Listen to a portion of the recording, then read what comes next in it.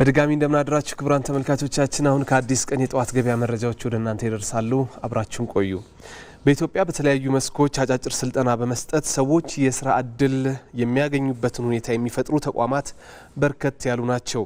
እነዚህ ተቋማት ታዲያ በሚሰጡት ስልጠና እውቀትና ክህሎታቸውን ያዳበሩ ወጣቶችም የራሳቸውን ስራ ሲፈጥሩ ይስተዋላል። ባልደረባችን ብሩክታዊት አስራት ከነዚህ ተቋማት የአንዱን የስራ እንቅስቃሴ ቅኝት አድርጋለች። እንከታተላትና እንመለሳለን።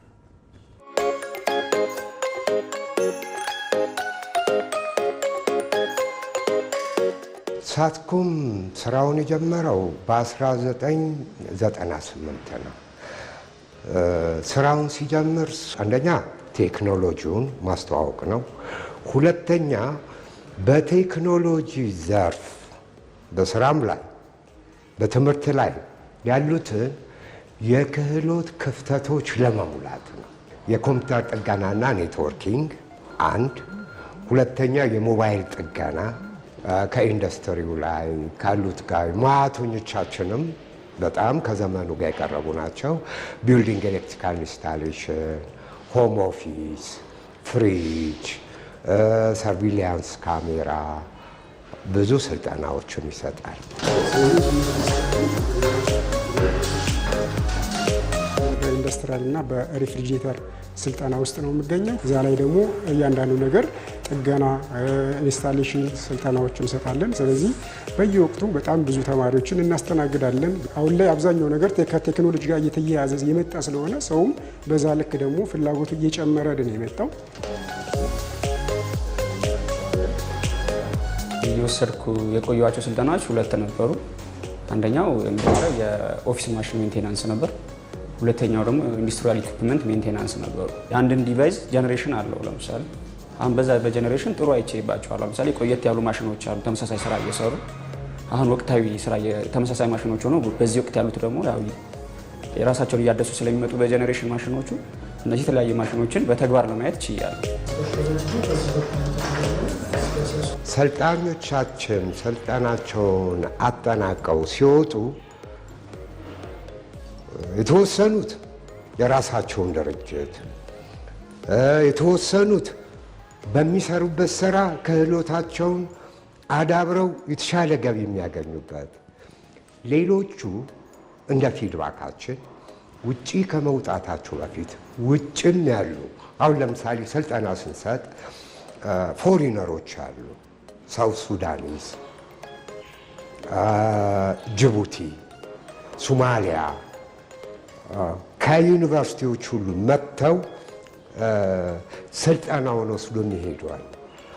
ይህንን ሰልጥነው ከሄዱ በኋላ ሰልጥነው መሄዳቸውን አውተንቲኬትድ በክፍለ ከተማ አድርገው እዛ ውጪ ለስራቸው እንዲያግዛቸው የሚሄዱ ብዙ ወጣቶች አሉ።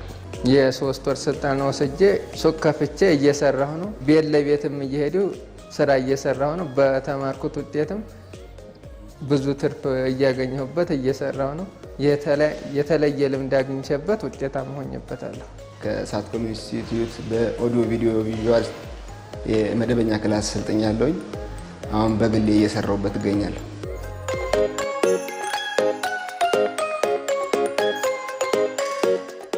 ይሄ መካከለኛ የሰለጠነ የሰው ኃይልን ይሸፍናል። ሁለተኛ ከውጭ ኢምፖርት የሚደረጉት ውድ የሆኑ እቃዎችን በሀገር ውስጥ በቀላል ወጪ ህብረተሰቡን ሰርቭ ያደርጋል።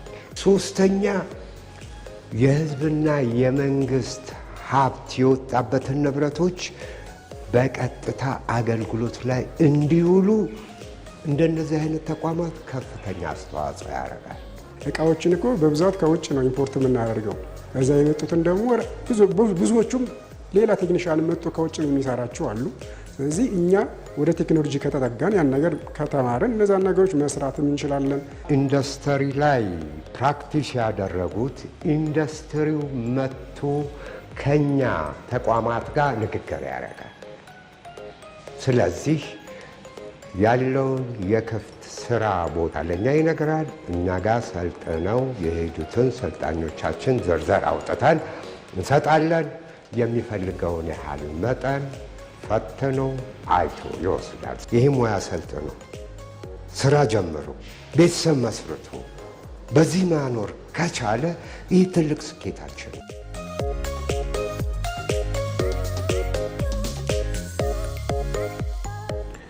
ወደ ቀጣዩ ጉዳያችን እናልፋለን። በመኖሪያ ቤቶችና በቢሮዎች ያለ አገልግሎት ተቀምጠው አሊያም በቆሻሻ መጣያ ስፍራዎች ተጥለው የምናያቸው የተለያዩ ባትሪዎችና የኤሌክትሪክ ቁሳቁሶች ለብዙዎቻችን ልክ እንደ ቆሻሻ ሊመስሉን ይችላሉ። ነገር ግን ለነዚህ ቁሳቁሶች ሁለተኛ ሕይወት የሚሰጥ የማይጠገኑትን ደግሞ በሳይንሳዊ መንገድ የአየር ብክለት እንዳይፈጥሩ በማድረግ የሚያስወግድ ተቋም የተሻለ መፍትሄ እንዳለው ይገልጻል። ኢንተር ኢትዮጵያ በሚል የተሰየመው ተቋሙ ባትሪዎችን በማከም የሶላር መብራቶችን በቅናሽና በስፋት ለገበያ እንደሚያቀርብ ይገልጻል። ዝርዝሩን እስኪ ከመስራቹ አንደበት እንከታተልና እንመለሳለን። ስሜ ዘላለም ንጋቱ ይባላል። የኢንተር ኢትዮጵያ መስራችና ዋና ስራ አስኪያጅ ነኝ።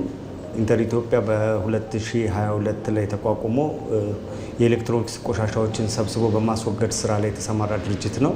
በተለየ ትኩረት አድርጎ የባትሪዎችን ቆሻሻዎችን ማስወገድ፣ ማከምና ማደስ ላይ ተሰማርቶ የሚገኝ ድርጅት ነው። የተለያየ ክፍሎች አሉ አገልግሎት የምንሰጥባቸው። አንድ ኮምፒውተር ወይ ላፕቶፕ ሲፈታታ ፕላስቲክ ፓርት አለው፣ ብረት ፓርት አለው፣ ቦርድ አለው እና ሜሞሪ የሚይዙ ፓርቶች ደግሞ አሉት።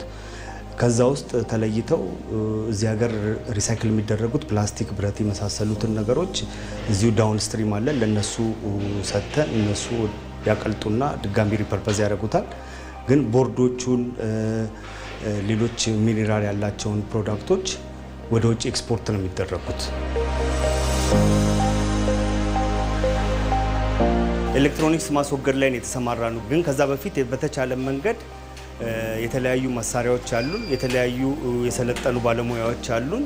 እነሱን በመጠቀም ሞር ትኩረት ሰጥተን የምንንቀሳቀሰው ባትሪ ፕሮዳክቶች ላይ ነው። በአሁኑ ሰዓት ላይ ባትሪ የሌለው ፕሮዳክት የለም።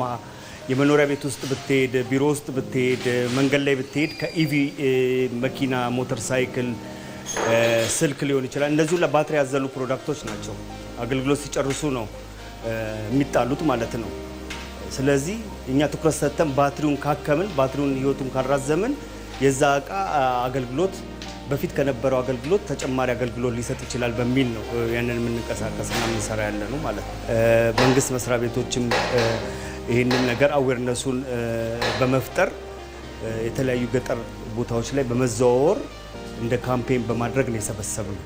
ባትሪዎቹ መጥተው ምን ያህል አገልግሎት አገልግለው ነበር ከዚህ በፊት ማሽኑ ይነግረናል። ምን ያህል ጊዜ ከዚህ በኋላ ሊያገለግሉ ይችላሉ፣ ችግር አለባቸው ወይ፣ ሊክ አላቸው ወይ፣ አደገኛ ናቸው የሚለውን ማሽኑ ላይ አስገብቶ በመመርመር እናውቀዋለን። ያንን ካረግን በኋላ እሱ በሚለይልን መሰረት የሚወገደውን በትክክለኛው መንገድ ዲስቻርጅ አድርገን ዜሮ በማድረግ እናስወግደዋለን። ሊታከም የሚችለውን ደግሞ ወደ ማከሚያ ክፍሉ እንወስደውና ድጋሚ ልክ እንደ አዲስ ባት ፕሮሰስ ተደርጎ ይወጣል ማለት ነው። በአሁኑ ሰዓት ወደ 18 ሰራተኞች አሉን። ስንጀምር በሁለት ቴክኒሻኖች ነበር የጀመርነው። አሁን ግን ወደ 18 ቴክኒሻኖች ደርሰዋል እና የተለያዩ የቢሮ ሰራተኞችም አሉ። ድጋሚ ሪፈብሪሽ የተደረጉ ፕሮዳክቶች ያልኳቸው ናቸው። በፊት የነበሩት ሲሰበሰቡ በዚህ ሁኔታ ላይ ነበር የሚገኙት።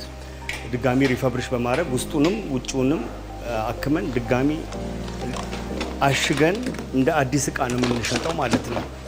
ይህንን ስንሸጥ በ40% 50% ከአዲሱ እቃ ይቀንሳል ማለት ነው ዋጋው።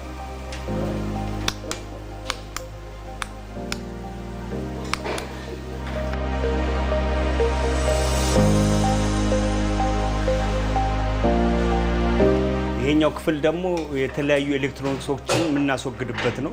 ይህንን የምንሰራውን ስራ የመንግስት ተቋማት ዋና ኢነርጂ ሚኒስቴር፣ የኢኖቬሽን ሚኒስቴር፣ የአካባቢ ጥበቃ ባለስልጣን መጥቶ ጎብኝቶት ያው አበረታቶን አስፈላጊውንም ድጋፍ እያደረገልን ይገኛል ማለት ነው። ኤሌክትሪክ መኪና ከ100 ሺህ በላይ ኢትዮጵያ ውስጥ ገብቶ ይገኛል እና 5 ዓመት መንግስት እስከ 500 ሺህ ይገባሉ ብሎ ነው የሚያስበው።